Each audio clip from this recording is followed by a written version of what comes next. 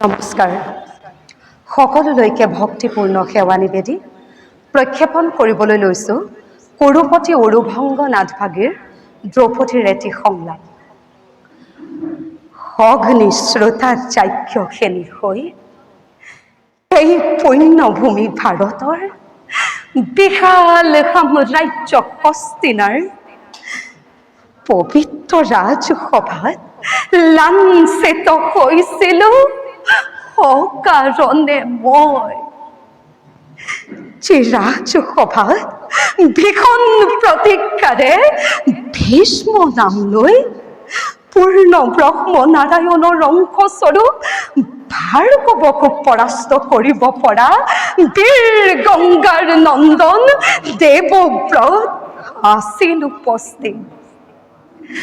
কুৰুকুমাৰসকলক জ্ঞান আৰু প্ৰজ্ঞাৰ সাধনাৰে ভৱিষ্যতৰ বাবে সুনিপুণ যোদ্ধা আৰু মনুষ্যত্বৰ জ্ঞান দিয়া দেশধাৰী ভৰদ্বাজ পুত্ৰ পূৰ্ণও আছিল উপস্থিত।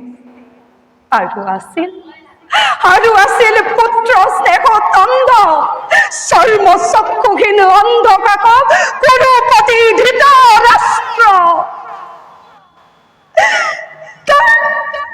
তাৰ পাছতো যেতিয়া কুৰুকুলাংগাৰ দুঃশাসনে পৈশাচিকতাৰ এক কলংকিত অধ্যায় সূচনা কৰি ৰজস্বলা অৱস্থাত মোৰ কেশত ধৰি জ্যেষ্ঠ আৰু শ্ৰেষ্ঠসকলৰ মাজলৈ টানি আনিছিল, তেতিয়া ক'ত হেৰাইছিল তেওঁলোকৰ বাক স্বাধীনতা? ক'ত হেৰাইছিল তেওঁলোকৰ জ্ঞানৰ গভীৰতা? কেৱল সকলোৱে মাত্ৰ অন্ধ তথা মুক বধিৰ হৈ চাই ৰৈছিল সেই পৈশাচিক নিৰ্যাতন।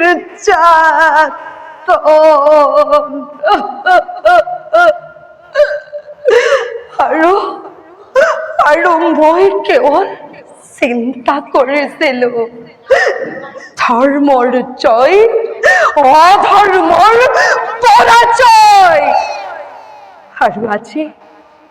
আৰু আজি কুৰুক্ষেত্ৰ মহাসমৰত সেইসকল জ্যেষ্ঠ আৰু শ্ৰেষ্ঠ অন্তিম শয়নত বাকী আছে মাত্ৰ এশ ভাতৃক মৃত্যু মুখলৈ ঠেলি দি সেই ভাতৃ মৃতদেহৰ ওপৰত পুনৰ সাম্ৰাজ্য স্থাপন কৰি নিজকে সম্ৰাট ঘোষণা কৰাৰ বাবে বলিয়ান হোৱা অহংকাৰী কুৰুকুল নাশকাৰী দুৰ্যোধন। আৰু মাত্ৰ এটা দিন মোৰ অনন্ত প্ৰতীক্ষাৰ অন্ত পৰিব। যাওঁ নয়ন ভৰি আনন্দ মনেৰে চাবৰ বাবে প্ৰস্তুত কৰোগৈ কুৰুকুলাংগাৰৰ শেষ পৰিণতি। কৃষ্ণ। শিল্পী হাতী বৰুৱা দাসৰ উজ্জ্বল ভৱিষ্যত কামনা কৰিছোঁ।